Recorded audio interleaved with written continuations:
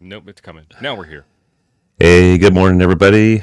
TNO are here so far. Jim is supposed So to far. join us, but we don't know. He's doing a Windows update, so he may be here tomorrow. Who Right. knows? Maybe sometime during this show. We don't know for Well, sure, but Windows Update's the gift that keeps on giving. I mean, after you finish the first round and the first reboot, there's usually another one or two after that. So it's like, right. Let's give update something the new. update twice. Yeah. Yeah, mine usually does it in the middle of the night, and usually I have something saved on my computer, and it's gone when I get up in the morning. It's like, Yep. you That's know, what I love about Windows. You're in the middle of working on a document, you go to bed, you wake up, your computer's crashed, your document's gone. You get to do it all over again. It's a gift that keeps on right. giving. Yeah, always save, right? So I guess today we're going to talk a little bit about Quartzfest and all the festivities that happened afterwards. Right. That would be me. Uh, I guess we just got on there. TC But Fits, hey, thank you. TC Fits. I don't even have a copy. Huh, oh, there it goes. Thanks, TC Fits. Good seeing you again this year. And everything at Pacificon.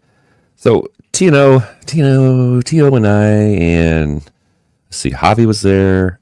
Yep. Our wives were there, not Javi's wife. She won't do that one. But and then my buddy Jim, who's the guy I ride motorcycles with all the time, on road, off road, and it's Tio and I let him. He wanted to ride my bike, and I hadn't ridden Right. his This was bike. hilarious. So Chuck and I Tio, almost died on Jim's behalf. on his behalf, because we're going down the road. This guy is really, really good, and he's never been on my bike before. Other than he goes, I wanted to see what it was like off road. So he goes flying off the highway at like 40 miles an hour into this deep, deep rock that they have on the side of the road. And he goes, Yeah. it was a little deeper than I thought. I'm like, He's going Me like and- this. yeah, he's all over the place. I Fishtail just it got through my the new gravel. suspension on it. I go, so how was my suspension? He goes, it's pretty good. I shouldn't have He's done that. doing like on his bike. I expected that because he's used to his bike, but he'd never ridden it. But this guy just gets on anything, and he's fast. goes. And we were doing what 55 or something down the road. He's on his bike, just Yeah, going so- down the side road with us. So let me put it into perspective a little bit. Jim has a 500cc Husqvarna bike. I think it's 500. And, It's a street legal bike. street legal dirt bike. And then Chuck Yes. has a 250cc street legal dirt bike. And then I have a little moped, essentially. It's a Honda Trail 125. It And did so really I've got well, the slowest bike. It did great. I was absolutely shocked at how well it did. So we're on the highway. And Chuck is going, 50 miles an hour. I'm behind Chuck, tucked in to get a full aerodynamic package on so I can keep up to Chuck. And it's just off in the desert at the exact same that we're at, just keeping right up with And it. I'm no problem thinking, whatsoever. at first he broke down because I can't see him anywhere. I didn't see it Big because he's cloud of behind dust. me. Because he was behind To, just in case. We kind of always ride that way, and one of us will ride front, one of our ride the back in case somebody has a problem. And then all of a sudden, I kind of catch a glimpse out of my eye. Something's next to me, which shouldn't be because it's just a dirt road down the side of the road. He's doing 55, 60 miles an hour passing us and stuff. But his bike it's actually set up for desert racing is what it's set up for. Mine's probably more for off road, like up in the hills and stuff like that, and more enduro type stuff. I did notice that I did air mine down, and it seemed to help quite a bit. And that's something you're on road, off road. You don't know really where to put the air sometimes, and I had it a little bit high. I dropped about 5 or 10 pounds, and it was like a different bike. So, and I had a new tire on the front. I really didn't know anything about it yet. I see Jim, but I don't see Jim here. So we'll wait for him to. Almost. We'll wait for his picture to show up. He's lagging a little bit there. So it was also really fun. But you guys had just I wish I had my camera on when Jim went off the highway, because it was like he's back and forth, and then all of a sudden he's on my bike Going clipping along. along. No big deal. Do this every And day. so I got my suspension tested. He gave it the Jim approval. I just put the stuff on a couple days before I left the front part of it. So Good thing all the nuts were tight. I hope that's just something I need to go back through and just recheck everything again. But yeah, we had a great time. We did a bunch of rides. And a Well, we had to get back. Tio almost ran out of gas, but it didn't really matter Teeny because, tiny tank. yeah, but shit, it gets over 100 miles a gallon though. So 2 gallons is pretty good range actually for 100 miles on a motorcycle. But we had to get back for Javi. Javi had his. He shows up. I go, "Where's your 250?" He goes, "Oh, I didn't feel like bringing it. I had to load it and unload." I go, "We had 4 of us here to unload it and load it for you at least twice." So he brings this really nice electric bike, and he cruised with us. He was keeping, like, we're doing about 28 or 30 in the dirt, and he was keeping up. It's a pretty nice bike, and I was surprised, but we showed up to we went out for a soda, and we had to break up because Javi had to do something. He wanted to drive his bike there. Well, come to find out, he couldn't get off the freeway. We get to the top of the hill. I'm like, I don't see Javi anywhere, guys. Do you? Nope. So he wasn't there. Tio and I just got our HTs out, and Tio had probably 10 or 15 contacts in a couple minutes. Yeah. I think a lot of the people thought there was only one person up there because when I tried calling, even with his radio was doing better than mine. And we found out what the problem with mine was. I think it's the old Bofang thing where you have to drill the hole out for the microphone. And we did, and we did some more tests. And then Javi's like, "Oh, it sounds way better now." And I'm probably going to do a little bit more work to that thing. That was my little TID, which we tested it. I knew it put out 10 watts, so it should have been doing pretty well from there. We're only, how many air miles away? 5? If that, yeah. Maybe. And we were up high, and Quartzfest was down low.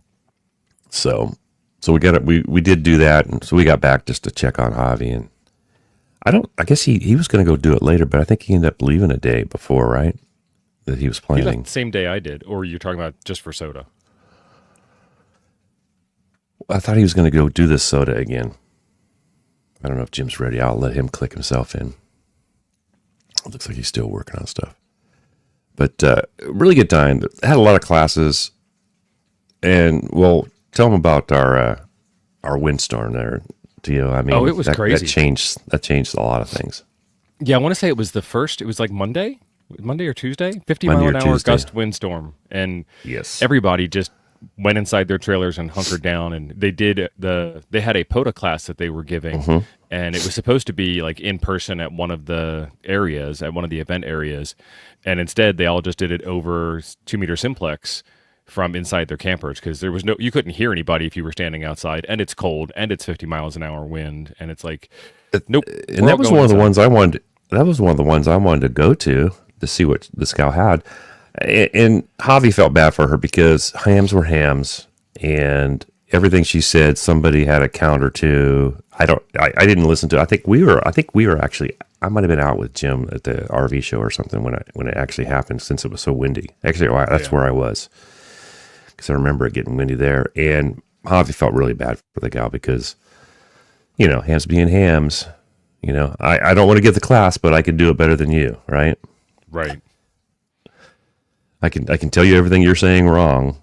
And she's a fairly new ham, but if you look at her profile, super, super smart gal. I mean, she's like a scientist and all this stuff. She's got a lot of history and that kind of stuff. And I think she's retired now. And maybe we'll have her on someday. I might reach out and give her a chance to share what she's learned. Everybody learns something different, right? When you go out and do stuff. I go out and do something. Tio goes out and does something. Mike does a lot of POTAs and stuff. He has different ways of doing things. None of them are wrong. The only thing that could be wrong is how you fill out your log and stuff, right? For a POTA. I mean, a POTA's a POTA. Right. It's just making contacts. So as long as you get 10 contacts in the log, you're successful. Yeah. And nowadays, once you put POTA to the end of your CQ, you pretty much you'll have a pile up in just a few minutes. Yeah. My last 2 POTAs, I didn't even put myself out there. I just went calling, and my first call, somebody called me back. I was super surprised because I've gone out before when I first started. When I kind of first started after it got through. Originally it was POTA was the Parks on the Air official, and then they started the group, and it wasn't as well known.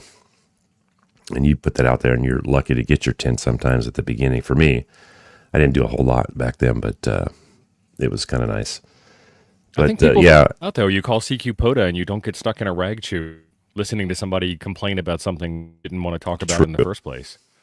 That's true. I guess Jim's still having problems. He disappeared again. So we'll let him Yeah. click himself in when he gets here, if he gets here. They had a bunch of classes. Javi gave a class. I went over and helped Javi with his class. The weather was pretty decent that day. Yeah. I think next time if he does it again, I'm going to have him include me, and I'll do a little different section for him. I'll write something. He didn't really go over much on antennas, and I think for new people, for Soda or POTA, that's kind of an important one. That he did show antennas that he likes. I don't. For Sodas especially, I don't like what he likes to take, or he's refining. He's getting better, but he would like take a heavy like an impasse or something, and I think that's crazy because you can take 10-pound antenna. Yeah, it's not light. It's not a light antenna. It's made more, I would say, for POTA, and I think you can still do. And when you're running 4 or 5 watts, maybe 10 if you're lucky, I want a better antenna in there just to get my contacts. And an infant half wave is so much easier. If you have a tuner, a 9-to-1 is really good because it shortens up your size of your antenna. You can take something smaller. So I think if he does do it again, he basically likes the gal that is running it, and is more there because he wasn't even going to do a class. I was surprised he was on the list because he's kind of shy, but he's kind of not once he gets out there. And again, the hams got to be hams, and there's one guy sitting in the group that kept trying to correct him on everything, and Javi pretty much knows it, and it wasn't like he was. And if maybe the guy was just trying to help, because you don't want the guy to miss stuff, and sometimes when you're up there and you're nervous, you can miss a lot of things. But Javi, he sit there? He was spent an afternoon just setting up his notes and stuff. It's one of those things where you can take 17 hours worth of material and you have a 1-hour session to communicate it all in. You can't say everything, so you say what you can, and then there's another class in the future. Yeah. You could do an entire 1-hour presentation, like Chuck's saying, just on which antennas to bring, and people don't seem to get that. Well, why didn't you talk about these other 3,000 things? Well, because we only have 1 hour to talk.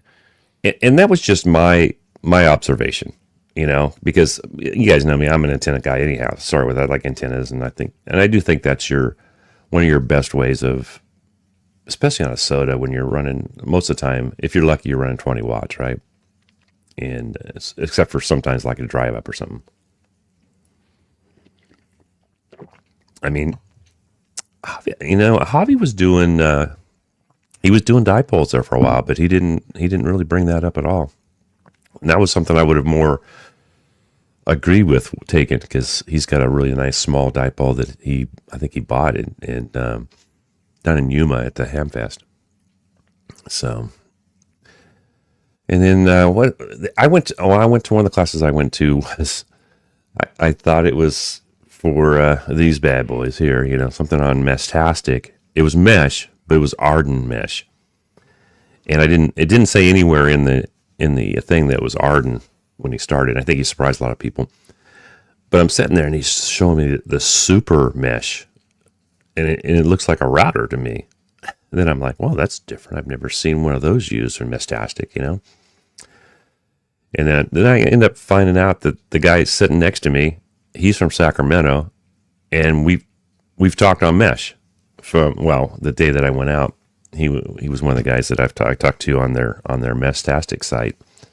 So that was kind of cool. It was seeing somebody that lived pretty close to me, an hour and a half away from me, and that was what he was really into it. He knew his stuff too, and I wish I could have talked to him a little bit more. That would have been nice.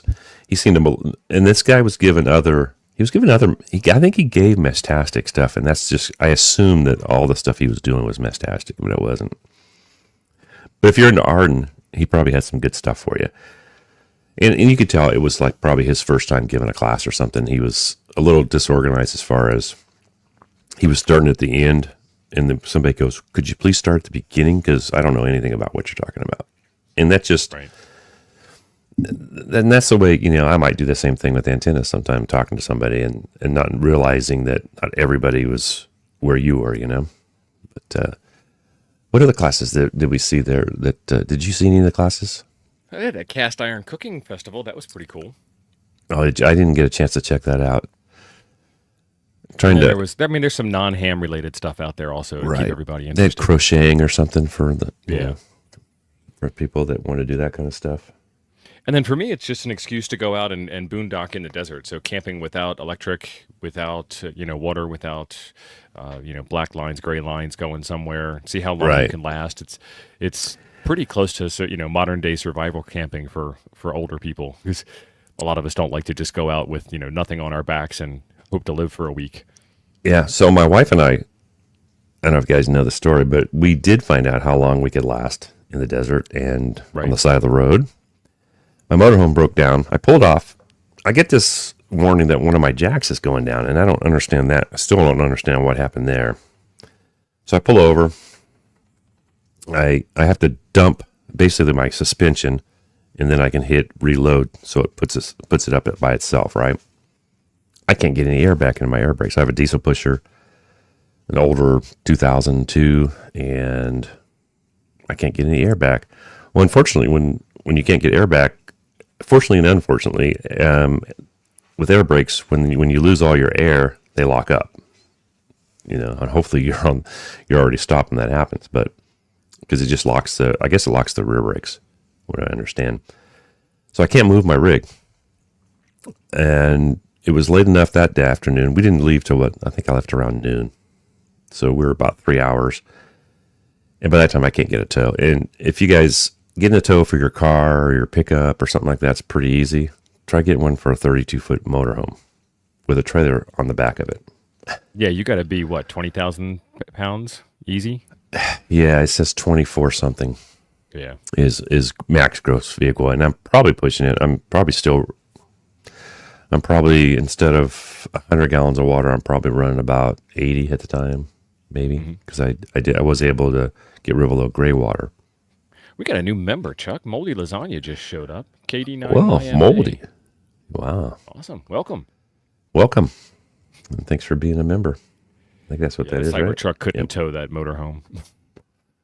Yeah, man, I wish. So now it's Friday afternoon. I can't get a tow. And my insurance is taking care of it, but if you ever want to see your wife go crazy, just have your insurance take care of stuff like that. And so we actually had the guy where I ended up getting it fixed. He sent two guys out to see if they could just get me on the road without a tow or anything first. And unfortunately, they were closed Saturday, Sunday.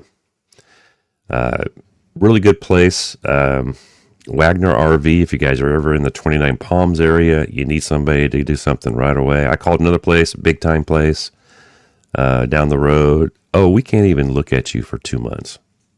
I mean, come on, dude, I'm on the road. You can't have a mechanic look at it. And he's like, no, I can't do anything for you. Sorry. So hats off to Wagner RV. I'll do a little thing on it. Well, I was saying I have my trailer also. I have a box trailer that I pulled. And I'm on a little bit of an incline. And usually the motorhome might tow first, but it didn't.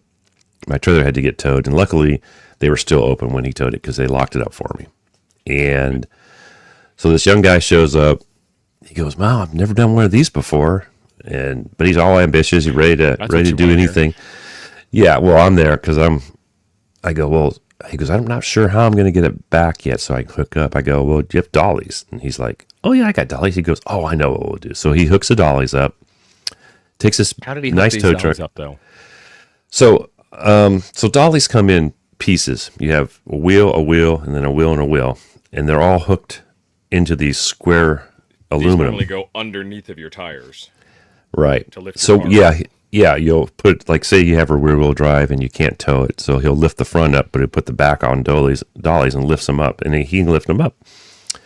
So he backs the truck into the back of my trailer, lifts it just a little bit, so it's stable and not going to go anywhere. We disconnect.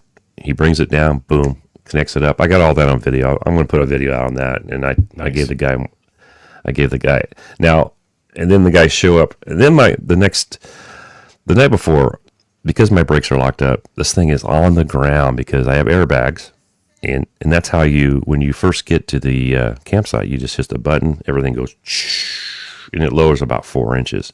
I can barely get underneath this thing. I'm doing a bunch of stuff. My buddy Jim's at home. He's talking to the mechanic that we know that's worked on my stuff before. This guy's giving me all kinds of ideas to check. I think it has something to do with the suspension going down. It turns out it was just an airline. But, 9-10 hours later of labor, and I don't think the guy even charged me all the hours they spent on it because he had 2 guys. So this guy shows up, and I'm not even thinking he lifts it up, right? And I'm like, well, shoot, that's how he's going to get under this thing, because he has to hook air to my tank so he can unlock the brakes and all that stuff. We ride in this is a huge, got a little sleeper on the back. Me and he has a new guy he's training, and I'd already called. I've got a really good friend that does tow service, and I said, what am I looking for when this guy shows up? So I know this guy's not going to wreck my motorhome, right? This guy does everything my buddy told me to do, and I trust him. So I'm watching this guy get trained on how to do everything correctly, and it happens to be the guy's business. Beautiful 2022, I think it was a Peterbilt or a Kenworth, I forget which. This thing, my motorhome's heavy, and this tow truck's heavy, and we're crawling this hill, and he's like just, the thing's 5 miles an hour. He's doing about 35, 45 up this hill, and the truck is like, I go, shoot, it's quiet inside here, it rides nice. I'm like, man, this would be a cool setup, It has so much power. And then, he drops it down a gear and it just keeps on chugging, and just totally impressed. I have to say, and goodwill for people. Let me tell you, I had at least 3 or 4 people when they saw us out. I was out walking my dog because I have my dog with me too, and she's not a cooped up type dog. She's one that needs to get out and stuff. So I'm taking her out, and I had 4 different people stop and ask, do you guys need anything? I'll go to the store for you, whatever. But we had plenty of food and stuff. But it's just kind of nice that people that don't know you would do stuff like that. And then one gal, they had like a guide dog's training place up above, and the gal comes down, and she's checking out my dog and talking to me, and hey, come up and take the tour. And my wife's like, I ain't taking no tour. Right. But it was just nice to have people out there. The guy that Dave, the owner of the RV place, called me Saturday. Hey, are you guys okay? Do you need me to bring you anything? So a bad experience was actually a pretty good experience for us. And they got us back on the road. The motorhome's running just like it did before. I do have like a slight leak. It always leaks when you turn it off. It dumps the air on it. So it seems like it goes faster. They did find a twisted hose line. They thought that was the problem. I wasn't real thinking that was the problem because it was working before, so I'm probably getting better air to everything now. So it was quite the experience. My wife she got sick while we were there, and we all, and a bunch of us got. I think I just got my colt back that I just got rid of. Is all I have. It was pretty rough. You guys heard me on Nuggets last Monday. I was just barely there. And I didn't have any of the stuff that Tio and my wife had. So, I thought for sure that it was just the dust in the air out riding and then just setting. Now, here's the part I would talk bad about people. When you camp someplace and you're driving by people on a dusty road, the nice thing to do is drive by people slow, right? We got guys pulling, like pusher diesels, which is going to be their problem later, because where all the dust goes through your radiator, so they're going to clog the radiator doing what they're doing, and they're towing a vehicle doing 30 miles an hour down this dirt road. It's like, be considerate, and people weren't. And then it's windy, so it's just blowing the stuff everywhere. So I thought basically I thought the dust was kind of messing me, which probably was part of it, but we had a great time though. No wake, yeah. People just don't understand it. I don't know. They would well, and then my buddy Jim rides by this gal probably at 10 or 15 miles an hour, which is the speed limit there. And because he's on a motorcycle, she yells at him. He's not putting up any dust at all. I watched him leave, and he was just around the corner. But because she knew he could hear her, so she had to yell at him. So it was fun though. I don't think I made any of the other classes. There was a couple I wanted to make, and then just the weather just kind of met. I think that day that I wanted to make one was the POTA thing, and it's no fun to set up at 50-mile-an-hour winds. We pretty much all stayed inside that day once we got back to camp and stuff, and talked around in the motorhomes and stuff. But got to see T.O.'s new house on wheels. Mm-hmm. It's huge. I mean, you're going to have one of those problems. Hopefully not, but trying to find a tow truck for that thing too. Oh yeah, it's big. But the difference is it's towable if you had to. If they could just, like, let's say you lost a wheel or something, they could. There's ways of. I should talk to you about that too, because you can do it yourself. You can get good heavy tie straps and you take that axle and bring it up, and try to run on the other wheels. There's ways around stuff like that. If I had been towing a vehicle, it would have been nice because I could have disconnected and had transportation while I was there. Oh, that's the other thing. The guy offered his little Nissan pickup to me. He goes, "Hey, you need to go to the store? My little pickup." The guy at the RV place, you could take that because Jim and I are talking. My buddies, he goes, "Well, you know what you could do is you could strap. I've got one of those milk crates." He goes, "You could strap that milk crate." He goes, "You can get a lot in that thing." So I was looking at ways if I did have to go to the store or something to. Of course, I didn't. For some reason, my backpack that's usually in my trailer wasn't there. I took it out for some. I don't know why I took it out. I think I was looking at to take to one of the ham fests and decided not to, and then never put it back. Which is hey, look who's here! You still like Windows? I got the TO disease today. It's been a week. It's been a week for me in computers anyway. That's a long story. But I started the upgrade like 2 hours ago, but 2 hours before that, last night my adapter, the onboard adapter, decides that it'll run for about 30 seconds and then it stops. And if you reset it, then it runs for another 30 seconds and then stops. Yeah. So I thought, well, this upgrade will be a good thing. Yeah. I'm back on the old. I'm back on the old version with a Wi-Fi adapter of unknown parentage. So I'm amazed that it's working this well at this point. Yeah, I got the update this morning for when I just said, "Remind me later," because sometimes it's fast, sometimes it's not fast. You wizened old bastard! You're smarter than I am. There's no doubt about that. There's no doubt about that.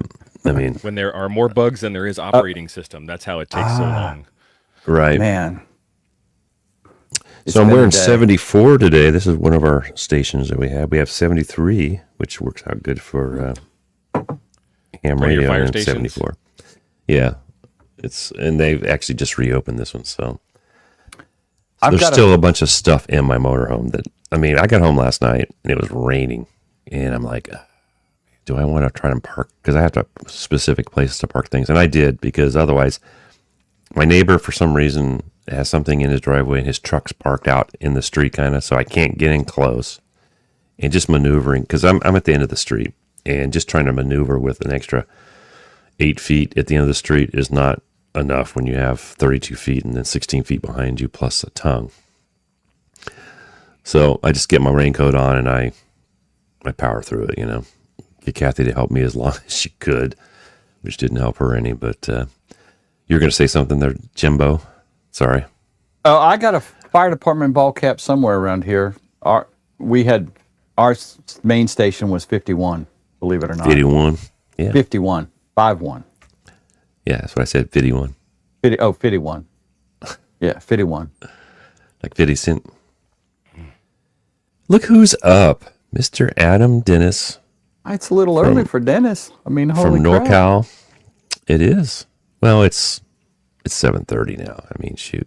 Anybody should be up by now. I mean, Chuck, you're obviously professional because you were up by 06:17 my time. I mean, your time. I did set my alarm, and I haven't set an alarm in years because on the side of the road. I didn't mention the first place we were was pretty decent. We were quite a ways off the highway. We're talking Highway 62, 29 Palms. At the RV place, it was like 10 feet off the highway, and that is the busiest damn highway.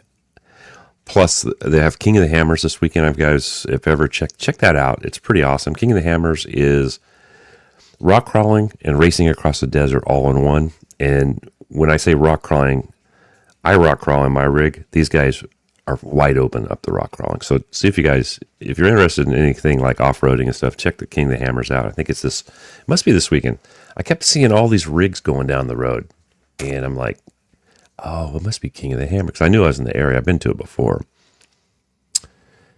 So all night long, and my motorhome does this every time somebody goes, I am off the road, and even to people in the fast lane are blowing my motorhome all over the place every time they go by, especially the big rigs that are doing like 70 miles an hour down this road. Really close. Way too close. If I'd got inside this was an there, RV park, or this was an RV repair shop? It's an RV repair shop, and it's pretty full. So there wasn't a whole lot of room, and they were working on some other stuff, and they just basically squeezed me in and said, "Yeah, we like to get people off the road." So, like I said, I set my alarm. Get back on the road, yeah. Get you back people on. Off the side of the road into the shop. Yeah. Get you safe. And I thought maybe they had like a shop because the guy around here, the guys that I go to have actual shops also. Most of the poor guys are working on the desert ground, which, to tell you the truth, better than asphalt probably, because it's solid, but it's not as hard and probably easier to move around in. And they had little mats they were putting out. But we didn't get a lot of sleep, and that's the reason I set my alarm last night, because the last 2 nights we stayed at my son's house one night, night before last, went to his restaurant, had a really good dinner. Place was packed on a Thursday night, so I'm proud of him. He's done a really good job with his restaurants and stuff. And unfortunately, he was at Los Osos, not in Lancaster, so we didn't get to see him and the kids. My wife, that would have been a great trip for my wife there, just to see the grandkids again, but she wasn't in any shape to hang out with them anyhow. So, at least it was a simple problem with the motorhome, though. I mean, it took a while to get it fixed, but just an air hose, right? That was the whole problem, Chuck. Was right. It ended up being an air hose someplace, and for some reason they couldn't hear it. My motorhome, when it runs, is not quiet. It's an older diesel, and when you go under overpasses, it sounds like a monster going under there. If this van's a rocking, don't come and knocking. Yeah, so the poor guys couldn't really hear anything. But I had to give it to them. They went step by step. Like my mechanic down here, he goes, it's not rocket science. You just have to, get rid of. I thought they just wanted, at first, I'm like, they just want to throw a pump on it. And I don't think the pump's bad, because it was pumping as I went off the freeway to 130 PSI, right?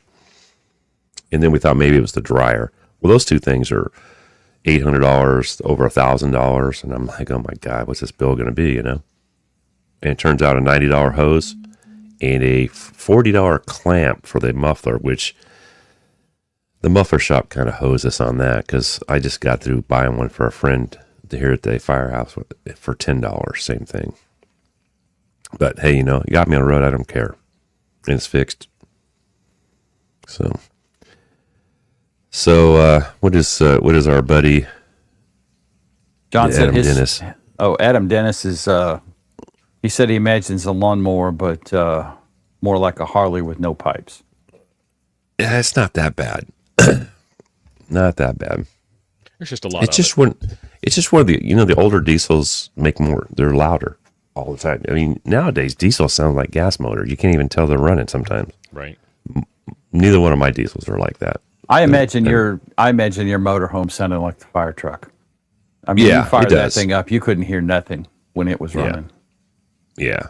In fact, you pretty much have to wear headphones on the side of the thing as a pumper as the guy pumping the rig, because otherwise we had to plug in so they could put headphones on so you could actually hear what was going on. Because you're right next to that screaming, and those things are screaming usually when you're pumping water. So John's looking for lodging. Anybody need an inside spoon? Just contact John. Oh yeah, a little bed warmer. I thought his wife was going. His motorhome is broken. His She said motorhome's broken now? she said she ain't staying with him Slides don't unless she work. can live in luxury. So Oh, is Marvin knows. the wife not coming at all now, John? Is that the thing?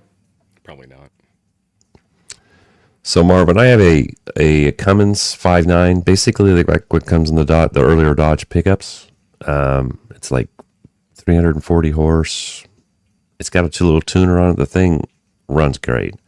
I was told when I first bought it by this guy that had a bigger motorhome with the big Cummins in it. He goes, "You're going to regret buying that little motor." He could not run me on any of the hills, so I don't regret it at all. It gets, when we went to Yellowstone, I was getting 12, 13 miles a gallon. I mean, some guys in pickups are lucky to get that, and I'm carrying my house with me. Now with the trailer, I got about, we figured somewhere around 8 miles a gallon with the trailer. There's a lot of hills, and luckily on the way home, I hold 90 gallons of fuel. I filled up in Arizona and almost could make it home to Northern California. So it's like about 600 miles or something like that total. So John said his motorhome broke down, huh? It kind of makes you. I kind of remember back to my camper days with my pickup and my camper. I love that setup. Just there's not as much room.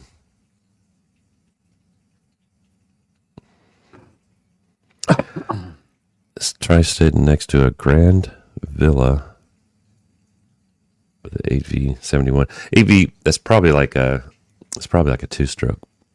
Some of the old diesels were two-strokes. They pretty much outlawed all that. I mean, I think everywhere, but at least in California for sure. We used to have 8V92s in some of our rigs. I think, didn't you guys have one of those, Jim? You knew what 8V92 was, I think, when we talked about it before. I wasn't listening. What context are we talking about? Is that no fire engine Designation? 8V92? 8V, 8 valve, 92, 9.2. Yes. They were two-strokers. Yeah, yes. They were pretty noisy and leaked oil like crazy. We didn't have any I don't have leak those problems, Everybody loved but them. we didn't have any leak No? problems, but the National Well, you don't- Geology Survey called us every time we fired it up because they thought there was a tremor in Pentlala. Right. Well, what they do, my hands never left my wrist. Mine are on my face, so yeah, that's Yeah. T.O. doing that foolishness. He's doing some Oh, production beta testing. John says his slide won't come out. I'm at that Yes, point also. we've talked about that like 10 minutes ago, Chuck. I said that. No, he said I read you the said it was comment on broke. the screen. Chuck's busy. Chuck's busy. You probably read it while I was talking, knowing you, in on a discussion. But yeah, I'm at the same spot, John. Mine don't open right now because I have a busted hydraulic hose, or one that came off. I'm not sure which. Yeah. It wasn't a My good main weekend slide for is Chuck. Going in slow. I'm not sure what's Is going it? on there. Yeah. Yours are electric though, right? Yeah. I wonder if it's where you have to clean something on those things. I don't know. I don't know much about Well, those. the weather's finally getting warm, so I might take a look at it today. Oh, is it? Yeah. Yeah, It's gonna actually, be in the 70s today. yeah, where I was, it was supposed to start getting warm today. That was the other thing. It's gonna be about 70 here today. 2 weeks on David, propane and a heater don't go along either.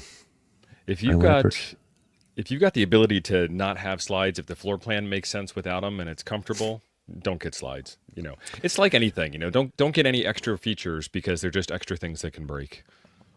That is true. I've never had any problems up till now, and that was my own fault. I already knew I had a slight leak, and last time I took it in, I forgot to tell the guy. Otherwise, that problem would probably have been fixed. My generator is having a problem, but my generator told me what the problem is, and we did get it to run finally for over an hour. So I thought it's a sensor. It actually has like a little blinking light on the dash that tells you codes. Gave me a 33 code and a 24 code, so I know what they are. And it all had to do with coolant, either low on coolant, which it wasn't, or a sensor that's probably needs to be cleaned. They replace them, but it probably needs to be cleaned. I'm going to talk to my RV guy because he's pretty sharp on how to fix things without taking things apart to fix them. Because unfortunately, you have to drop the generator to get to this part, which is it's a 7,500 watt generator. It's not Not light. It's not small. So We will see. I'm not worried about that right now. I have a little 2,000 watt that I run most of the time, and maybe that's my problem. I should run my other one more often, probably. It's quiet. Doesn't really matter. 8V71, 8 cylinders, each 71 cubic inches. AV92 is 92 inches. Yep, there we go. So basically the same motor. I know the AV92. Very noisy. And what they leak is the old had like a vent tube basically, and that's where all the blow-by gases go, and that's where they leak a lot of times. That had to be fixed on mine when I bought it, which is a good thing because unfortunately all that stuff goes right through your radiator and then that collects dust. And I didn't have any heating problems this time, so that was good. It wasn't hot. I think the hottest, I went up the Grapevine, I think it was 65. So it wasn't real warm. And it hardly moved at all. So I think I got that. I'm going to end up putting a fan on it anyhow. But so what else? What did we do? We went to the RV show. My buddy was down. He actually wanted to be down for that. And it was interesting. I always like RV shows. We used to have good RV shows here. Now, an RV show at our place now is one dealer with what he sells, so there's no competition. Not a lot of vendors, which is what I really like going for. You find a lot of things that you never think of sometimes for your RV and things that people sell, and some of it's just, why would I buy that type stuff? But some of it's very interesting. We did talk to the flagpole buddy guy. Yep. Need to contact him. We might. He's receptive to us maybe selling one of his or a couple of his nice. He sells some of the nicest mats that I've ever seen. And yeah, these aren't really fiberglass. These are plastic, I think. I think they're fiberglass, but it's really thick fiberglass. And there's a pin to stop every section from collapsing, also, which is really nice. Yeah, the only problem with the pin thing, because he doesn't pin both sections, which is easier because now you don't have to line up holes, right? But if you have something like a hex beam or Moxon on top of it, it doesn't hold them from turning. But has a 1/2-inch threaded hole at the top, which is nice. And he sells them for the Starlink stuff. He had a bunch of stuff for Starlink, like mounts and stuff that he actually 3D printed. And I have to say, his prints look pretty damn good. He was printing them on a X1 carbon. A lot of drama since I left about the Bamboo Labs. I don't have a problem with any of it for me because I'm not going to do third party. I'm not going to start a print farm. Let's see. He wants to know if I have a new EV mic. Does my mic sound different? I took this off. A little foam thing. So it might be a little more crisp today than normal. That's one thing I can say. There's Alan B. I didn't see Alan B down there. Haven't seen him there in a couple years. I did look. My buddy Kim, and Alan knows Kim, who's a local ham here. He asked if I'd seen him, and I didn't. If you were there, yeah, it's an Electro Voice, I think.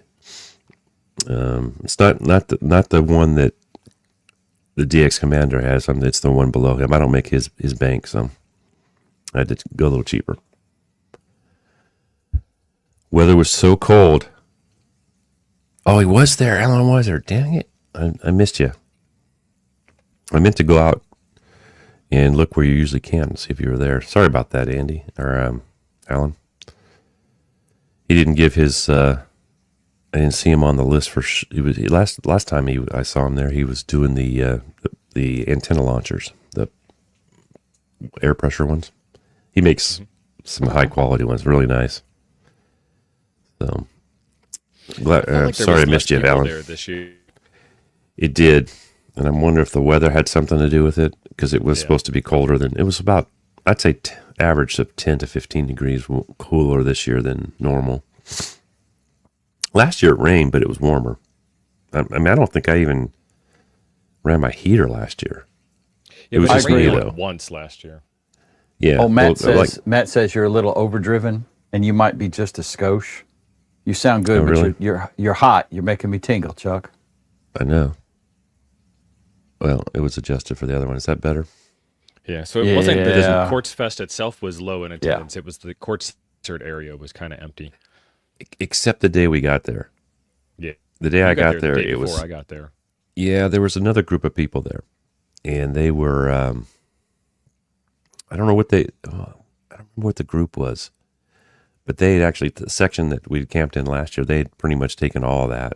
So the night I get there, I don't want to drive around the desert at night because I have a hard enough time finding camp sometimes during the day. So I just pulled up in a spot, and we ended up camping where we pulled up. We just pulled up a little farther, and it was better for Tio this time because he wasn't on the road this time. He was worried about being on the road. Slide was out on the road last year, and he had a little slide last year. I think Paul's asking a great question here. Sure. You professional campers, would you rather have rain and warm or dry and cold? I'd rather have dry and cold. A little rain in the desert is not bad because it doesn't rain enough to really get it muddy, but it does knock the dust down a little bit. Keeps the dust down, yeah. Yeah. For a little while. I think it's the wind that's really the biggest problem out of all of it. Like dry and cold is fine. Yeah. Dry, cold, and windy, no.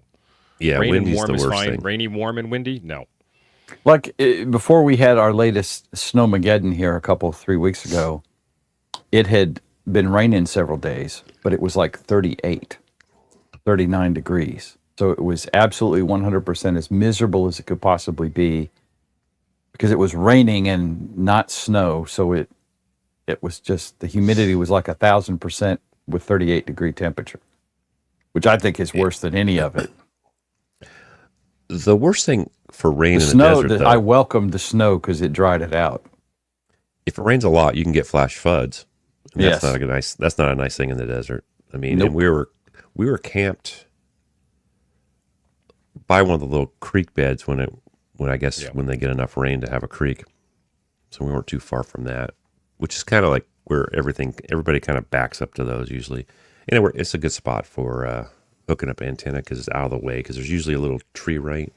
I don't know what they call those things. They're the nastiest trees because you get in there and it's all stickers. So I found out once I got in there. Too late then. But I ran my Apollo while I was there. It worked awesome. I don't know. I need to measure that thing out because an infrared half wave is good for 40, 20, 15, and 10 usually, right? Maybe 6. I didn't even check that. I was 1.3 on 17 meters, and I was below 2.0 on 12. So I'm going to measure that thing out and see what I've done. I noticed that I think the last time we went, I think Tio and I adjusted it about 6 inches because I was a little bit long. And right now I've never seen an infrared halfway that close on everything. So. And fed no tuner, yep. That was the cool thing about it. Oh, you got it. I was just doing that. So people that haven't been, any questions about Quartzfest, if you guys have any kind of questions, it's a fun thing. It's not your normal hamfest with a bunch of vendors and stuff like that. If that's what you're going for, don't. They always run it with the RV show if you're into RV stuff. Yeah, That's it's a always week-long nice day. group of seminar type things. Yeah, And a lot of actual seminars. legitimate activities. You actually go out and do a POTA. You don't just sit in a chair and talk about it. You actually go out and climb a summit and do a summits on the air activation. You don't just sit in a chair and talk about it. Yeah, Javi ran a soda again this year. I think he had 20. He started with, what did he say, 22 or 24 people, ended with 20 to the top. And I don't blame those people. It's a pretty windy. grueling walk. It was windy. Javi come back and he's all red, and I don't think it was from the sun. I think it was from the wind. Yep. He had wind burned. But he said 20 of them made it, which is a pretty good bunch of people. I mean, that's a lot. Somehow did we go riding during that thing or something? We weren't down there. No, it was For too the windy. We all contacts. just stayed behind and chilled. Yeah. And I wasn't in any shape this year to do it. I tried it last year and I made it, but barely. For some reason, I don't go get to camp in the work out desert. before I go. No. Oh yeah, Coachella. So I drove through Coachella Adam, Dennis. That's on the way. Coachella has a big concert, like concerts, I guess. So, Dave, and how far is town from Quartzsite? 3 miles, 4 miles Yeah, from where we were camped. You and can it's a small camp town. almost. You can almost camp in town too. Yeah. There's various So, campsites on the way out. Quartzsite itself, the biggest store you're going to recognize, like nationwide chain, is going to be Dollar General. Yeah, And then, like, the nearest Walmart is an hour away. they have a lot of other desert type stuff though, like Yeah. rock places where you can go buy rocks and different kind of, what do you call it? Not just rocks. They call them Geodes and gems. geodes and things stuff. like that. Yeah. Didn't Chris look at one of those and it was like outrageously priced? $20,000 for a geode. Yeah. No, thank you. I Okay, mean, it was I'll find big, my it was own. pretty, but what am I going to do with a $20,000 rock? Not my jam. Yeah, and Liberty said I did fine climbing. I actually did. I felt really good climbing the hill. It was coming down. I ran out of. Didn't eat. That was dumb. Coming down the hill, and I should remember to take my walking sticks with me because they are so essential on the downhills, keeping your knees and stuff not to buckle. For me. So I was actually going to make contacts with everybody, but something happened. I may have left when they were up there. I meant to take a HT with me because,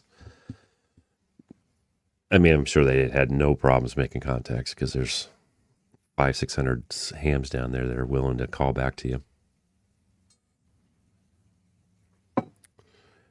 Forgot what my mestastic sounds like. Yeah, it's going to be one of the easier you can do is out at Quartzsite Oh yeah, during Quartzfest. And there's actually a bunch of different ham radio groups that show up to Quartzfest. Not Quartzfest, that show up to Quartzsite during that week. And some of them don't even know that Quartzfest is happening while they're there. yeah. We saw a couple groups. Now there was an emergency comm guy. My buddy's making fun of him because he's not really a ham, but he's like, if I was waiting for that guy to come save me, he goes, you might die first. Because it took him, he was putting up 2 banners on his motorhome and his thing. It took him like 5 hours to hang them. So maybe it was the first time. I don't know. Yeah.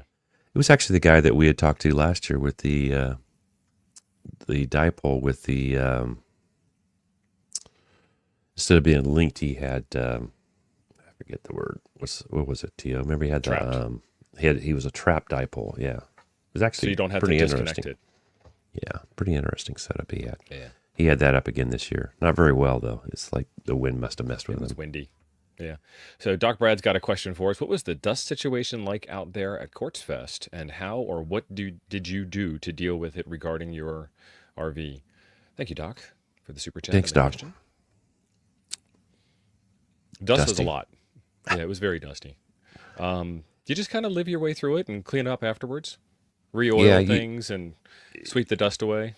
you find out when you run your hand across the countertops that there's a fine layer of dust. The fine stuff finds its way in. Doesn't matter how good your motorhome is, it finds it in. Because it's My- constant. Yeah, so it was pretty constant. And then, like we said before, the people driving by, not really, 30, 40 miles an hour past you,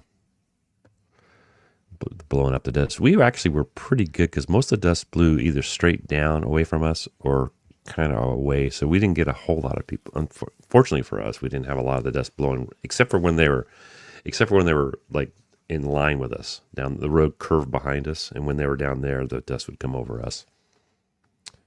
But just like anything else, the dust finds its way in. You just wipe it up. Yeah, Alan says camp upwind of the road. And we were, for the most part, except for where it twisted behind us. Dang, I wish I'd found you there, Alan. I meant to look, and then, because, like I said, Kim called me while I was down there.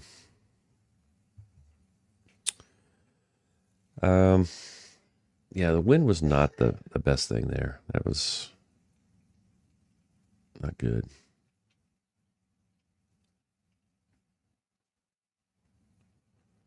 Joe, I hauled butt up the mountain. So was Joe? Were you there? I can't see your picture. I think so. Yeah, I think so. It looks familiar. Can't tell much from that though. The avatars on YouTube are just small enough to make them useless. Yeah, you can almost make out who it might be. Yeah, that's poor Javi. He stays until the last person's down, and that's what he should do That's his as job. the guide. Yeah. It's the right way to do it. So David's he was asking, gone quite a while. what antennas are we bringing for sale at Hamcation? Yes. We'll have a few of everything, I guess. I have two of every model, maybe only one Aries. I can't remember because mine are not on the website. Mine are in the back, and then Which is good we will because have- we ran into problems on the website when we sold, and we didn't realize why we didn't have what we thought we had. We got no, smart it had nothing to do with that. Well, no, you sent them to me because before the time before okay. when we didn't do that. So what do you have?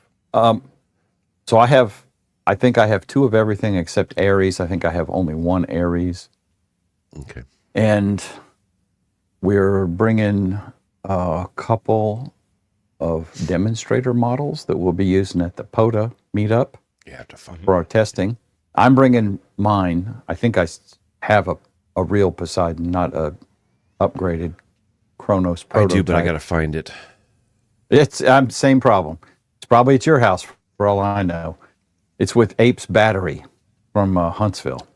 All right. So, and we'll also be bringing the mugs, the green mugs, and hopefully you guys will all buy them to carry around your iced tea while you're walking around at Hamfest.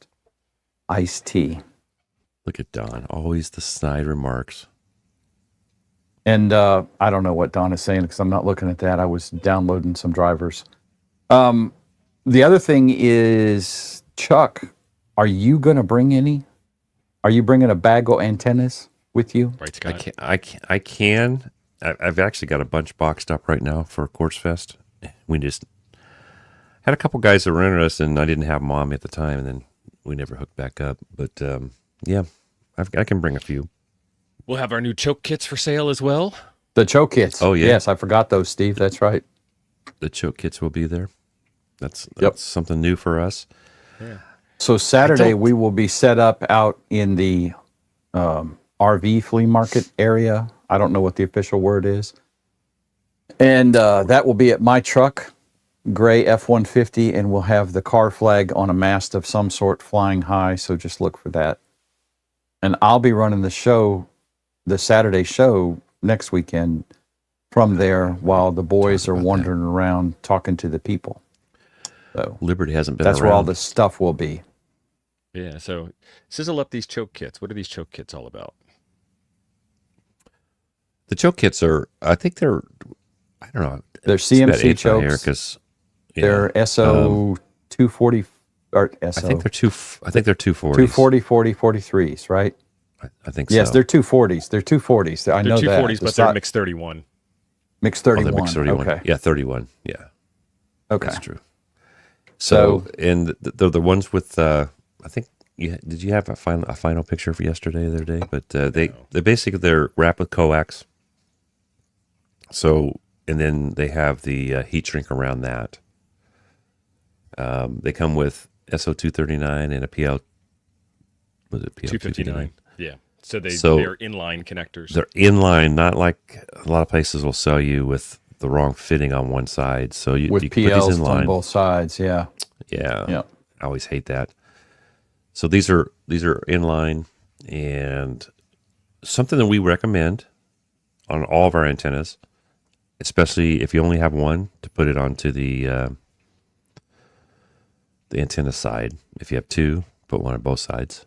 But do you guys want to share Paul?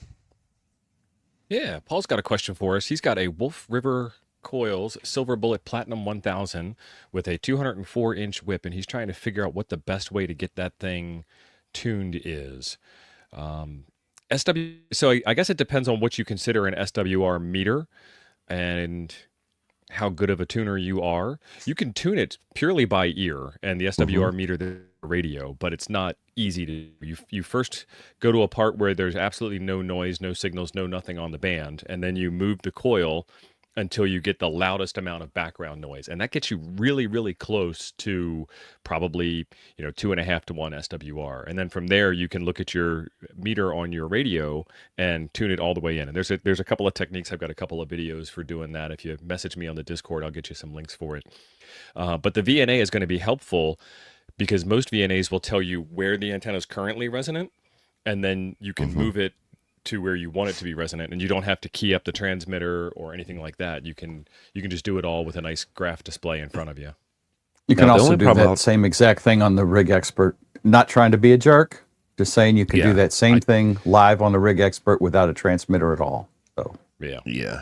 So now, a couple things I'll warn you about.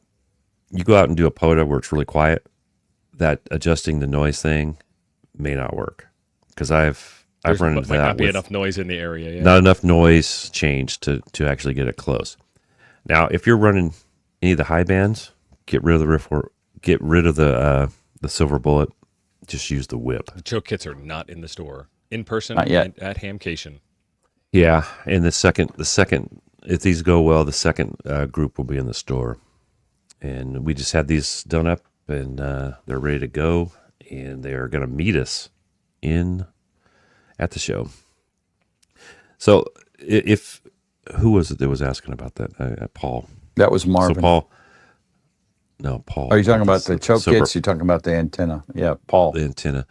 Yeah. If you're doing 20 Thank you meters, for the 17, super chat, 15. Paul. Yeah, thank you for the super chat. Just get rid of it before you'll be better off without the coil. But if you're going to do probably down. 40 and lower, then use that coil. But whatever you can afford. I mean, the VNA's cheap. If you don't buy one of the really high dollar ones, Rig Experts are not cheap. To me, they're easy.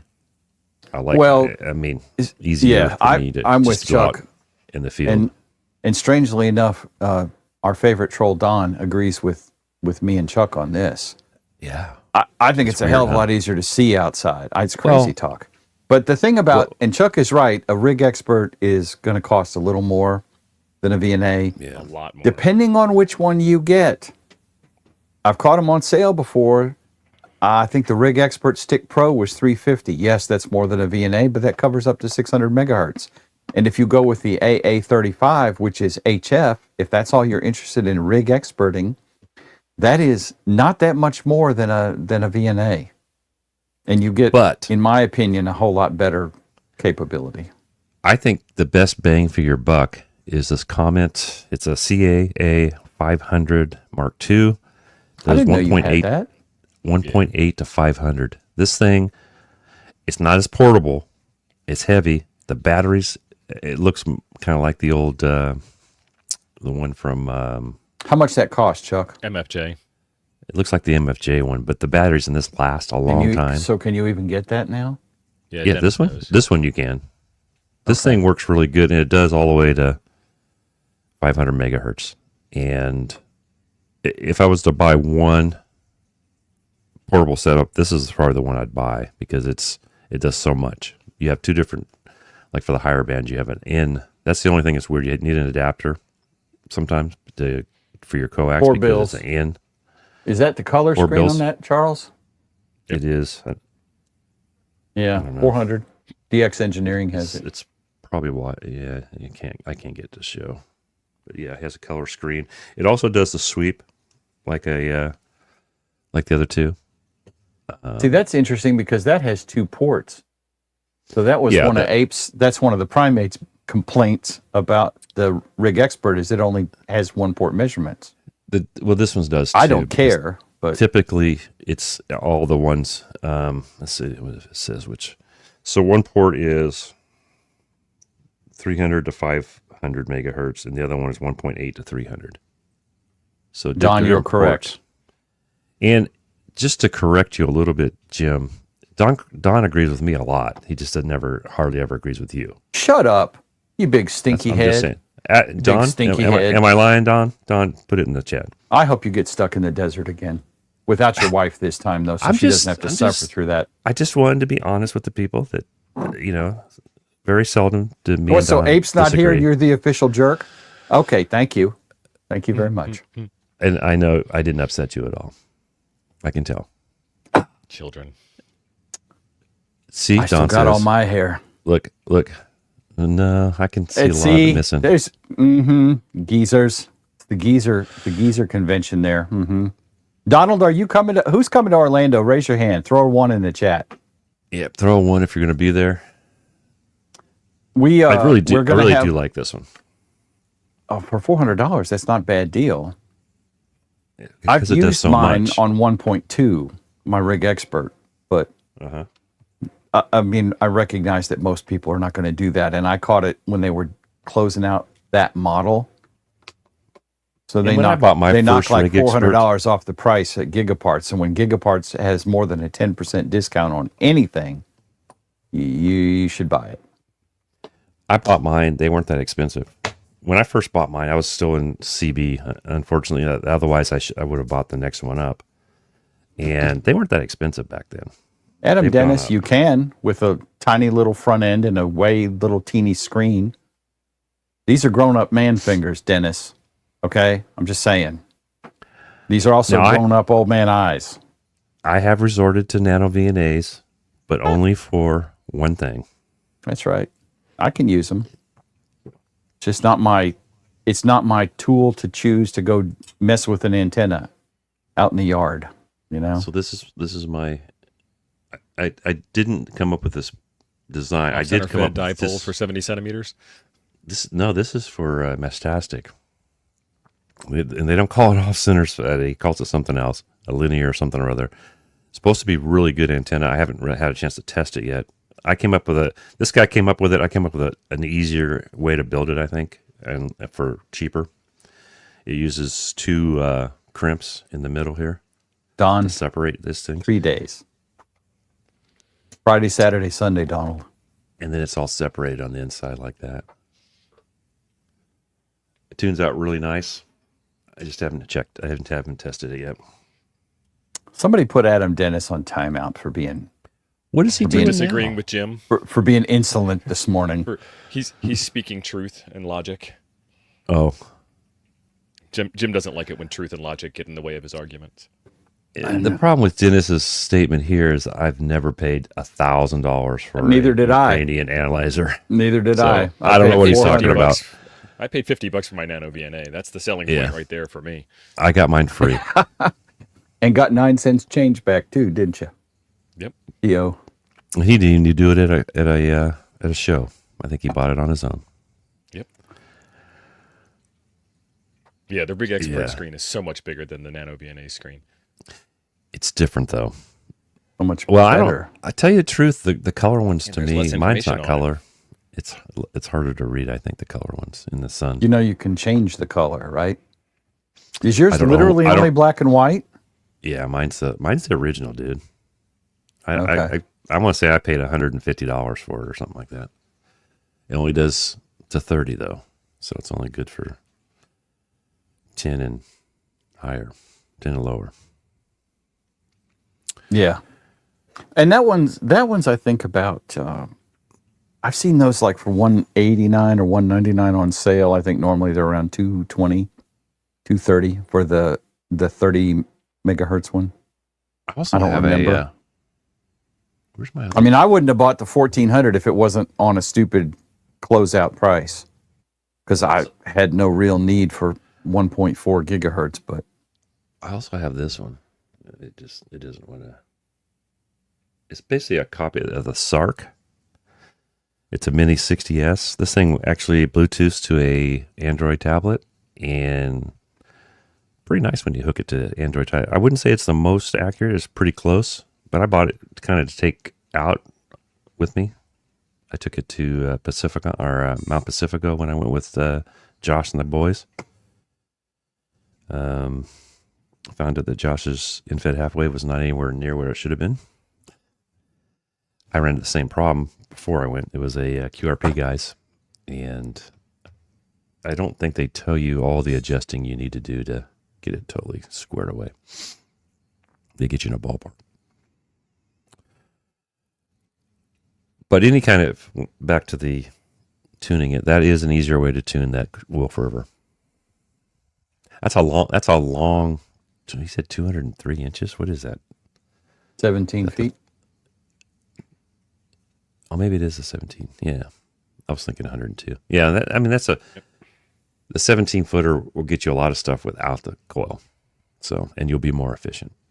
Give you anything 20 meters and above. Mm-hmm. All the way to, I think you can tune it all the way to 6, to tell you the truth. Just barely short enough for that. And I'm not a big proponent, but usually of their stuff, because it's usually a little overpriced, but the one from, well, you don't have MFJ anyhow to kick around anymore anyhow, so it doesn't really matter where you buy it, I guess. Mm-hmm. I don't think the quality of the MFJ was as good as a couple of the other ones out there. I would pick one of those up used if I could get a good deal on it. The Comet one, to play with it. I like the Rig the Expert. antenna That's analyzer. it. Oh, Yeah, the the antenna MFJ analyzer. antenna analyzer. I thought that's what we were still talking about.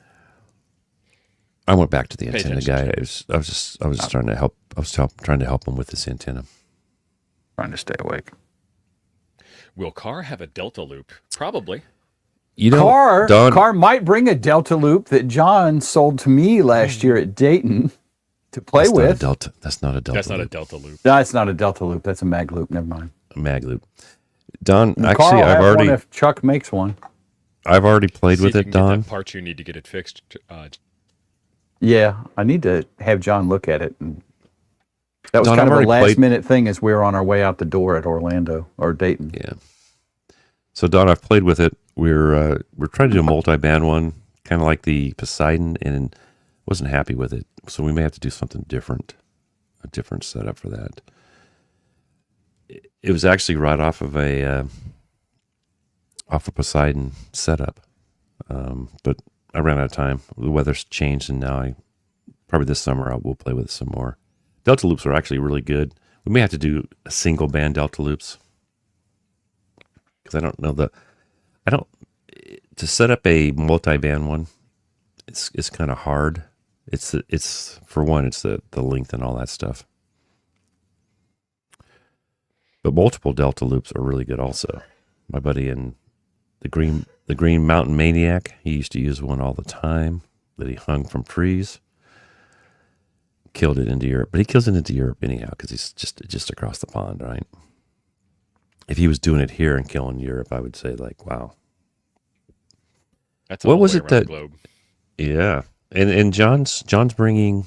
What did he say he was bringing? That we're going to do some testing out at the park for His phased animation? array things. His face, His phased right? array. And I need to call him or get back with him because he sent me an email just right as I was leaving, and I didn't get really a chance to answer him. And then with all the stuff that went on, it wasn't. I wasn't on the computer much. Computer down there was so bad. I mean, for me, T.O. had great. His T-Mobile worked great. I didn't get a chance to set up my hotspot, but which you said yours is very, very close to about like a hotspot, right? Yeah, I mean, it's a home router, as if you were getting on a cable modem or something like that. Or Yeah. But it's also cell service, like a regular router would be, right? Yep. You know, they sell. It's weird. The home right now is $35 a month, but the traveling one is way more, and it looks like the same one you have. Matt here. Yeah. Mm-hmm. Yeah, so the new T-Mobile home internet is one price, and the T-Mobile away internet is another price. Yeah. And this is slightly different setup than your mobile hotspot type deal. It's not the hotspot Yeah. on the phone. It's not the little puck hotspot. It's a full size router deal. And I have a puck, but So more power, bigger antenna. the difference from T.O.'s phone on T-Mobile to that thing was like I was surprised. amazing. It was amazing. And I know that when you go downtown there, I have AT&T, and when I got downtown, I've got full service down there. Yeah. And we're only like 5 miles away. And didn't one of you guys said, you or Jim said that AT&T was on the mountain that we went up and did the soda, right? AT&T and Verizon were And the two that Verizon. I saw there without looking terribly when we were up on the summit. There could have been more. So- I just Right. I didn't There's go a out of lot my up way there. going, that building is that building is that, drawing a map to scale. It was like, oh, there's a Verizon sign, there's an AT&T sign. Okay. Yeah, because we walked by them, yeah. T.O. had to walk the last section, and probably glad he did. I didn't realize Oh, that yeah. T.O.'s bike didn't have back pressure on downhills, Yeah. because I had an old Trail 90, and it did. I mean, that Trail 90 was amazing. You put that thing in low range and just, you didn't even need brakes downhills. You might have to be in third gear, though, to go fast enough. Transmission braking going downhill is not a thing on the new Honda Trail. It's It just wide probably open. does You it. just roll down. If you give it gas, it probably does, but that's really hard to do on a That's steep downhill. handful. Yeah. I got 1 foot off the ground. I got one hand on the throttle, one hand on the brake. No. Nope. But I will say he was picking good lines, and that's like one of the more important things of going downhill or uphill is picking your lines on a motorcycle. You guys that ride motorcycles know what I'm talking about. You pick. I mean, if you follow me, you're probably going to find the smoothest section unless I mess up. If you can follow my tire marks, because 12 seconds ahead. I tried the easiest stuff. What's that? 12 seconds ahead. You got to look way out. You do, and it's hard to sometimes because you're, especially out there with the rocks. The rocks were like, a lot of those rocks were like square corners where they hit hard for some reason. So Don said he bought, let me see if I can bring that back up. He said he bought he ordered a Delta loop for $500 from DX Engineering. See that? Oh, I think I know which one he bought. Don, is that one? It's aluminum at the bottom, and then it has a wire that connects the tops. I think that was made by, I forget the name of that company. But I know which one he's talking about. I'm pretty sure. I didn't know it was $500 though. And is it multi-band, Don, or single band? That's something I haven't really played with. E antennas. That's who I thought it was. Yeah, I haven't messed with Delta loops much. And that is something on the old bucket list to play with. And maybe we will offer something that's, maybe you can get a couple bands out of it somehow. I have to look into it more. I was using the 4-to-1 from the Poseidon on mine, and it worked. I just wasn't. It was one of those things. You know how you test antennas and the band's bad that day, so you don't know if it works or not. With, yeah. So it's something I need to set up more often and do some more testing with. I know where it's at, just setting out back. Just don't have it. And I was able to set it up on a single mast and with a couple of stakes to stake it out and to get its triangular shape. So it's in the works. We want to bring, but we don't want to bring you something that doesn't work. That's what we don't do.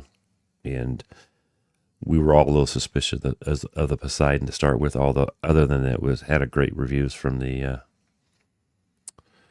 original design of that thing. Ours just is better for internal tuners. Yep, works with the internal tuner. That's where the money is in that. Yeah, that was my whole reasoning that we ditched a couple other ones because, I mean, if I can't work 20 on a Poto or Soda, that antenna is no good to me. It's dead to me. It's dead to me. Now I could have worked it with my KX2, but that wasn't the object. Good luck. Hey, Bill. Be safe. Oh, Mr. Hampton. Hey, I guess he's showing up too, so we get to see Big Bill again. Wild Bill. Wild Big bad Bill. Big bad Wild Bill. I wonder if he's taking his trailer and camping out there. I hope so, because I want trailer's- to see. I haven't seen the trailer yet. I keep. You didn't missing see him. it? No. Oh, wow. Well, you know, him and I inspire each other back and forth on different things. He's done a really nice job. He really liked mine when we were down in Quartzfest a couple years ago. You showed him yours, and he showed you his, Exactly. Mine's bigger, but you know, didn't have to which really is say that. unusual No, it's if you not. think about it. But yeah, he's done a really good job with. I was actually impressed with his. He had a cool little sink setup and his faucet and stuff was really nice. I really like that one. I don't exactly remember why I liked it, but then I gave him a couple of. He works in the back. He works his ham station in the back, and I gave him a couple ideas on how to improve that just a little bit. I don't know if he's got a chance to do it, just to get it out of the way. And basically, he has a bed up above, and I just, hey, why don't you just make it so it hinges up and goes up? Because Bill's not a little guy. You know, he's probably 6 foot, so he needs a little extra height to get under there. I'm getting older. I don't like to bend over too much if I don't have to. That might not be a fart. You never know. It could be a shark. Right. So the sun came out. I think we're still raining here. Luckily, it wasn't raining. That is a 2013 Mac Pro trash can right there. Underneath it is an M2 Mini Pro.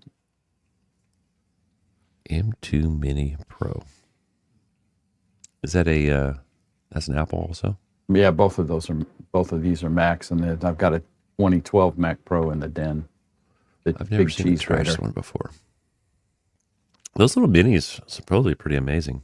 Listen, I bought this thing. I caught this thing on sale. The Mini 2. You can't barely. It's the little silver thing below the trash can right there. The coaster. That thing is honestly a beast for the size. Well, they have the only M4. complaint, and the M4 M4 is the newest and shiniest one. Yeah, this is a couple years old. The only thing that I have a complaint about this one, and I think they may have changed it in the M4s. You buy it with whatever memory you're ever going to have in it, and whatever drive you're going to have in it, and that's it. You're done. Short of an external drive, you ain't upgrading it. That's the big drawback to a lot of the Apple stuff is memory's expensive. Well, on any of their stuff, memory's expensive from Apple. Yeah. If you buy it from Apple, you pay a special secret California hippie premium. And nowadays you can't upgrade the new ones. I don't think. Although I have seen guys upgrade those minis. They can be done. It depends on how comfortable you are with micro soldering. Yeah. Yes. Yeah. I mean, I'm not going to do it. The Mac, the iMacs, the ones that are the built-in screen, they have some update capability in them because I think there's a poop chute on the bottom where you can replace memory or something. Oh, okay. I know my 17 laptop is like the last year you can actually mess with the laptops. And this thing, the Mac Pro 2013, has an onboard built-in graphics card. So unless you want to buy all the hardware to put on an external GPU, that ain't upgradable. And for a long time, you could only they have what looks like an M2 drive in them, but it has a weird connector specific to Apple. It's not a standard one. Apple makes some weird decisions. This is way past its service life, but it's one of the better 2013 Mac Pros. I got it on eBay for a couple $100 and it works great. Yeah. I have to say, my wife still has like her original app on the thing, her laptop, and it still works. The only problem with Apple that you're going to get into is that they come out with a new OS and they drop computers that they're going to let it work on. Yeah. And that window keeps moving forward. Whereas with Windows, if you can install it on some old clunker, go with God, it'll probably work well enough. You know, I'd say the only real cheap, but not Linux is even better at that. Is the minis? Those are the only ones that are pretty on the more reasonable price size. But you still have to add stuff to it, right? You have to add a monitor and keyboard. Yeah. Your external. So you're not buying as much. Yeah, but Chuck, but they don't make a low end cheap laptop. Although nowadays you can buy older ones that are cheaper. I didn't realize that they weren't full Apple before. I guess when the M1s and 2s came out, that's all. The Apple problem, stuff now, right? The problem is going to be, and Apple has done this before, in the mid 20s, 2005, something like that, when they migrated from the Motorola chip. They'd started releasing the OS. They came out. It was originally on a Motorola chip, and then they came out with OS 10 version whatever that ran on Intel, and then for a while it ran on both Motorola chip and the Intel chip, because that was a huge announcement when they went to Intel Silicon. And then they started phasing out the Motorola chip, and they dropped support for that. So then you had a Mac that was perfectly serviceable but didn't run. You couldn't upgrade the OS because the processor was completely different. And they're going to do the same thing with the Intel ones because they're phasing all the Intel stuff out. So pretty soon, this thing, the trash can It's gone now. Yeah, you can't upgrade it anymore. The current OS still does both. It does the Apple Silicon and the Intel.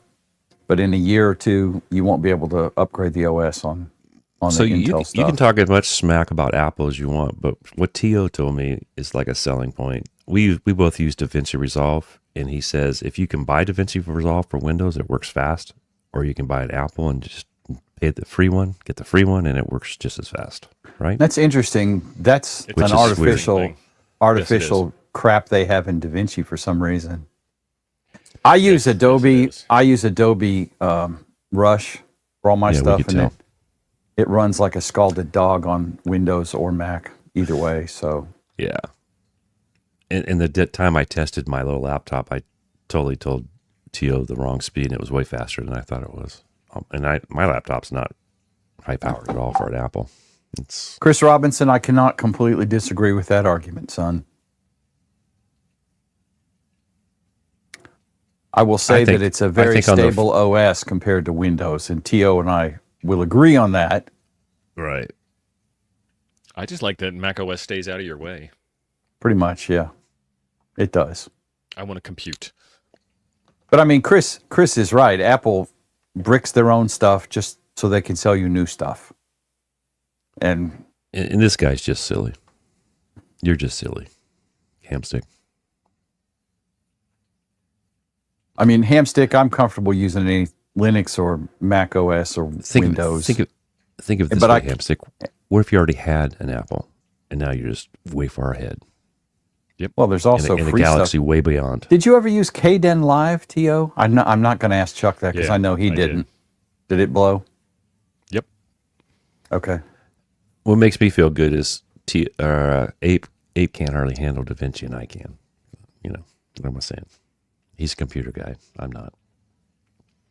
He was the last I knew. He's using some off-brand thing I never heard of. Movavi. I just didn't want to. I don't know. Yeah, I just didn't want to learn another one. Resolve. If you have a problem with Resolve, if you can figure out what to ask for on YouTube, yep, they can fix it for you. The hardest part's figuring out what to ask. And Matt, here, I think it's interesting because that's what I figured was TO's problem, is that it's not using GPU acceleration. But why does it work so well on Mac with GPU acceleration? It's so weird that they didn't hobble both versions unless you pay for it. Probably something to do with Microsoft. You know how Microsoft is. I'd say it's probably more something to do with DaVinci, but I don't know. Because DaVinci Resolve on Linux is even worse. Is it? Even after you get all the licenses squared away, there's still something about not being able to use the most current popular camera format. So, like, try editing a video when you can't see any of the video because of some stupid licensing issue that cannot be resolved. I was thinking it was funny because I don't know if you guys know my opinion of GoPros, but they sent me a thing last night wanting to send me something. And it's trying to convert you. Man. Well, I don't think they will unless they fix something. But for me, TO, anybody that does, especially anything live, like a POTA or something like that, you can't redo it. And when I look up in my current GoPro and it says, there's a problem with your card, and you have to reset everything. So I've lost everything up to that point or since that point. You just lost an hour and a half worth of footage that you can never get back. My DJI I was like, man, why didn't DJI send me this? You know? So maybe I'll work into something like that. DJI, GoPro is really expensive to add a microphone to because they've looked at it, because they used to be able to plug a microphone into the old GoPros. You know, you could put a lav mic right to it. They took that away because I think they want to charge you more. I don't want to pay $100 just to be able to add a microphone to my camera that's already expensive. I mean, no camera makers do that, really, right? I mean, my Sony, you can hook everything right up to it if you want to spend the money. And I know Josh has done this. They've got a setup where it right into the hot shoe and hooks everything up right into the camera. I think Sony's the only one that does that. But so I'll probably bring it. I'll compare it to my Sony or something, and then later I'll compare it to the DJI. I won't do it in their video because that wouldn't be fair. It wouldn't be fair to actually. It's not fair to compare it to my Sony, but that's what I use most of the time. So for me, it would be fair to me as far as how it comes out. And it might do all out. I don't have any problem with the quality of the picture, other than GoPro colors are way not what it really looks like. They make it look more exciting, more blue, all that stuff, but it's not realistic color. Whereas I think my DJI is closer to my Sony than any of the other ones. But hey, I'll do some testing with it. I'll probably say yes. And then maybe it'll be a giveaway or something if I don't like it. Or maybe I'll throw it on my motorcycle along with my newer. I do actually have a new DJI that I took with this and I never pulled it out of the camper. Well, I think we pretty much covered most of Quartzfest and anything else and antennas. The Kronos, I've started to mention this earlier. The Kronos will be probably a little back a few weeks because of Quartzfest and Hamcation or whatever we're going to next week. And as soon as we get back, I'll start working on that. I know what I'm going to do. It's just a matter of doing a video on it and showing how we're going to suggest you set it up. I've already drilled holes in the line, and I've already decided I didn't really like the way I did it, but it's totally usable that way. The new box is really nice. I will warn you right now, when you get the box and you unscrew the screws, be careful because it's been pressed together on that seal. A little hard to get loose. You'll have to work out it just the first time. Yep. But it does seal really nice. Not hard. I won't actually be able to show that to you because I've already opened mine, but maybe I'll open one of the new boxes. Just to All right, kind of Chuck, give you you ready for the button? Good, yeah. I am ready for the button. So Kronos is coming. You guys, thanks for showing up today. I really appreciate everybody being here. And Still bye. And finally, Jim finally got here. Bye. So bye. Yeah. Is he still saying bye?